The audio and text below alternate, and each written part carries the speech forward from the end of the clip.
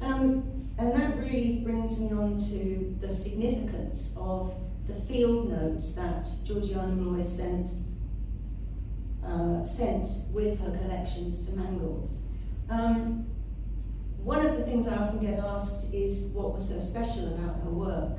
And again, a new realization to me, this idea that the botanists had never seen the living plants. I mean, it's remarkable. There's one place where Lindley says, I have never seen any of these orchids except so-and-so.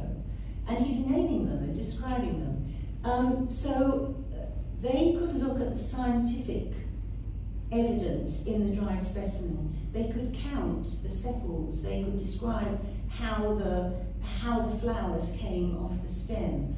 But they had no sense of what I think we probably all know is so important, and it's the character of the plant. And what Georgiana was doing in her field notes, in the writing that she sent with each specimen, was that she was being scientific and she was giving a scientific description, but she was also responding in a very emotive way. I don't know whether there's a gender thing because she was a woman, or whether it was because she was so good with words and she was artistic. But the writing that she sent, you know, it spreads like a carpet. It's an ashy colour. This one, she said, I think she said, I don't know whether yes, I did zoom into that. I think she said, a deep soft blue grows singly here and there.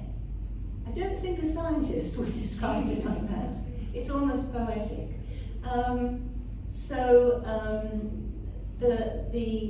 One of the things that's so important about her work is that she added that ingredient that the professional collectors perhaps weren't doing. They were sending maybe more scientific information, people like James Drummond and some of the others. One of the amazing things has been being given access to very high resolution images from the wonderful curators of the herbaria who have been so kind and patient with me when I've sent them what are probably very silly questions, because I'm not even an amateur botanist. And this is a zoom in of that image. Probably Georgiana never saw the blue china orchid looking like this. The photos I use are normally maybe 2 or 3 megabytes, and I'm always very happy with that.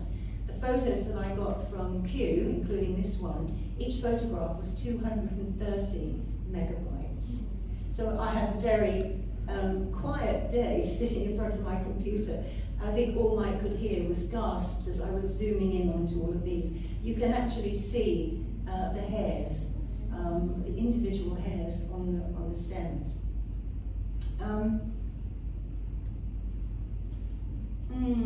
What's next?